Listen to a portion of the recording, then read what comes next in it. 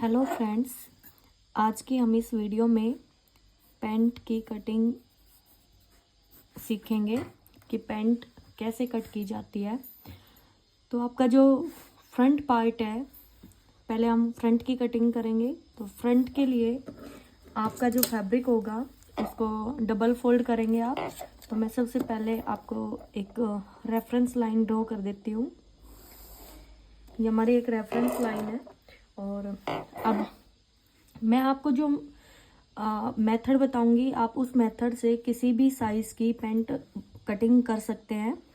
तो आपके pant cutting करने के लिए आपको कौन कौन से मेजरमेंट चाहिए होंगे। एक तो आपको लेंथ चाहिए कि लेंथ कितनी है, एक आपको वेस्ट चाहिए, वेस्ट कमर कितनी है, एक आपको हिप का साइज़ चाहिए, हिप कितने हैं, और एक आपका जो बॉटम है, बॉटम की विड्थ नीचे से मोहरी कितनी चौड़ी चाहिए वो। लेंथ को आप एल से रिप्रेजेंट करते हैं, वेस्ट को डब्ल्यू से, हिप को एच से और बॉटम को बी से। ओके, देन जो मेथड आपको यहाँ सिखाया जाएगा उसको आप किसी भी पैंट कटिंग के लिए यूज़ कर सकते हैं। तो फर्स्ट ऑफ ऑल हम यहाँ से अपनी एक रेफरेंस लाइन ड्रॉ कर लेंगे जहाँ से हमें स्टार्टिंग करनी है। तो मान लीजिए ये हमारा 0 पॉइंट है। तो जो आपकी लेंथ होगी, लेंथ, अब इसमें हम जो बेल्ट ऊपर जो बेल्ट लगाते हैं उसको छोड़ के हम लेंथ लेंगे। तो लेंथ जितनी भी हमारी, फॉर एग्जांपल मान लीजिए हमें 38 रेडी करनी है, तो आप लेंथ में एक कम करके यहाँ से मेज़र करेंगे। तो 38 आपकी रेडी चाहिए तो आप इसमें एक माइनस कर लेंगे। ओके, तो यहाँ से 0 से 1 जो हमारा आएगा वो होगा, ये मान लीजिए 1 है, तो ये 0 से 1 मैं आपको यहाँ मेथड भी बता रही हूँ साथ के साथ। तो 0 से 1 हमारा होगा लेंथ -1। ओके, यानी 38 है तो हमें लेना है 37। ओके, और 1 से 2 हमारा फोल्ड का होगा, 1 से 2 हमारा फोल्ड है। तो ये आपका 2 इंच भी हो सकता है, 3 इंच भी हो सकता है, जो भी आपकी नीड है उतना आप इसमें ले सकते हैं फोल्ड के लिए। ओके, देन मैं इस लाइन को भी स्ट्रेट ड्रॉ कर दूंगी और यहाँ से भी हम इसको स्ट्रेट ड्रॉ कर लेंगे। फैब्रिक पे भी हमें ऐसे ही मार्किंग करनी होगी।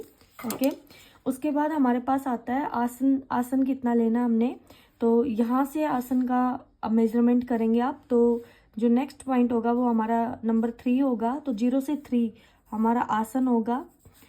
आसन, इसके लिए आप 10.5 भी ले सकते हैं, 11 भी ले सकते हैं, 11.5 भी ले सकते हैं, 12 भी ले सकते हैं। जो आपकी, जैसे कोई पतला है तो उसके लिए आप 10.5 पे ले लेंगे। नॉर्मल मीडियम है तो उसमें आप 11, 11.5, और कोई हेल्दी है 12, 12.5, उसमें आप ले सकते हैं। ठीक है, इस लाइन को आप ड्रॉ कर लेंगे, सीधी ये लाइन आ जाएगी। अब आपका जो हिप है उसके अकॉर्डिंग आपका यहाँ से 3 टू पहले आपको क्रोच एरिया के लिए आप 2 इंच ऊपर जाएंगे और ये एक मार्किंग कर लेंगे। तो 2 इंच ऊपर जाके आप अपनी लाइन को ऐसे ड्रॉ कर लेंगे। ओके, तो इस तरह से हम इसको ड्रॉ कर लेंगे। अब हिप के लिए आप जो आपका, मैं यहाँ 3 to 4 भी लिख देती हूँ, 2 इंच। आप ये 2 इंच ले सकते हैं, 2.5 इंच ले सकते हैं। इसमें मतलब आगे आप देखोगे तो उसके अकॉर्डिंग मैं आपको क्लियर करूँगी कि ये आप कितना ले सकते हैं। ओके, बाकी आप नॉर्मली 2 इंच ले सकते हैं हर जगह। उसके बाद 3 to 5 जो हमारा आसन होगा उसके लिए, तो हिप हमारे कितने हैं, मान लीजिए हमारी हिप है 36 है। तो जो भी हिप है आपको 3 to 5 लेने के लिए आपको 1/4 ऑफ हिप करना है और प्लस में उसमें लूजिंग ऐड करना है। तो सिंपल पैंट अगर आपको बनानी है तो इसमें जो लूजिंग है वो हम कम रखते हैं। तो यहाँ लूजिंग हमने 1 लिया है। ओके, तो यहाँ पे जैसे आपका 36 है तो ये 9 आएगा 1/4 और 1, तो ये 10 हो जाएगा आपका। तो 3 to 5 आपका 1/4 ऑफ हिप प्लस में 1 आ जाएगा, क्योंकि पैंट जो होती है वो हमारी फिटेड पैंट होती है फिटिंग के साथ।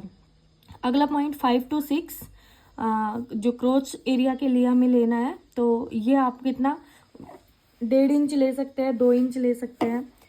5 to 6 1.5 इंच, 2 इंच, 2.5 इंच, तो इस तरह से आप ये ले सकते हैं।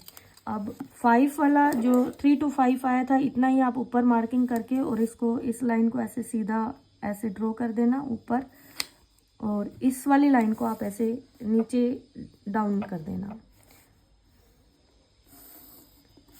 ये लाइन आप अपनी ऐसे कंप्लीट कर लेना।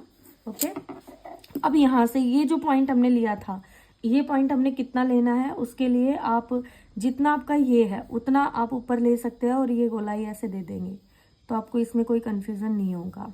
ठीक है, देन उसके बाद आपको क्या करना है, 3 to 6 का मिड पॉइंट फाइंड आउट करना है।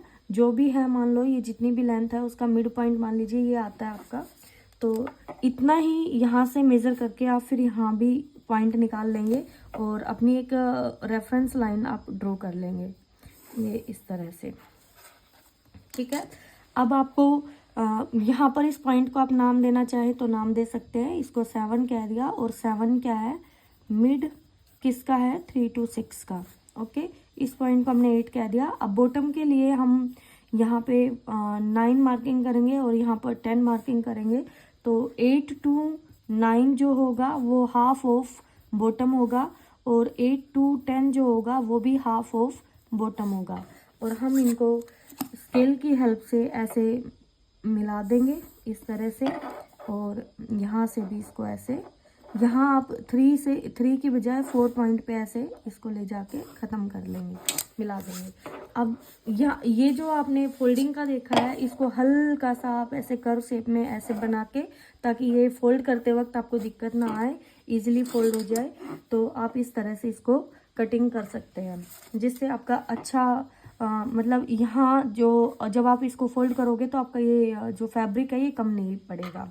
ओके, अब ये जो आपने लाइन स्ट्रेट ड्रॉ की है, इसका आप मिड पॉइंट निकाल के और वहाँ पर आप 0.5 यानी हाफ इंच अंदर पॉइंट लगा के, और ऐसे एक, क्योंकि अगर आपके पास कर्व स्केल नहीं है तो आप ये इस मेथड को फॉलो कर सकते हैं, तो यहाँ से आपका एक फिटिंग का आइडिया आ जाएगा। सेम चीज़ आप यहाँ पे ऐसे कर सकते हैं, तो यहाँ से भी इस तरह से, और ये चीज़ ऐसे आ जाएगी हमारी, तो ये एक फिटिंग लाइन आ जाएगी आपकी। तो अब आप कटिंग इस लाइन पे करेंगे। ओके, इस तरह से हमारी पैंट का फ्रंट पार्ट हम कट कर लेंगे, और अब इसकी हेल्प लेके ही हम अपना बैक पार्ट भी कटिंग करेंगे। तो बैक पार्ट के लिए हम पहले फ्रंट को ड्रॉ करेंगे, तो मैं इसी में ही बता देती हूँ आपको कि बैक पार्ट के लिए कैसे करना है। तो फॉर डिफरेंस मैं दूसरा कलर यूज़ कर लेती हूँ।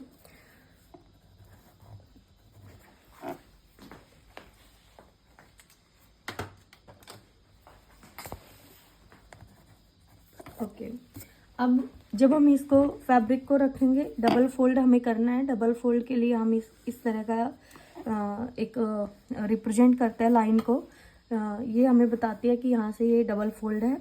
ओके, अब फ्रंट पार्ट को ऐसे हम रखेंगे, तो हमें कहाँ कहाँ चेंजेस करने हैं वो देखिए। इस तरफ हम अपना कोई चेंजेस नहीं करेंगे, यहाँ पे ये वाला पार्ट हमारा सेम रहेगा। इधर हमने 0.6 पे थोड़ा सा डाउन जाके, लगभग 1/4 डाउन जाके, और यहाँ से हम 3 इंच ज़्यादा लेंगे। तो यहाँ से जब 3 इंच ज़्यादा लेंगे तो इस पॉइंट को मैं ए नाम दे देती हूँ।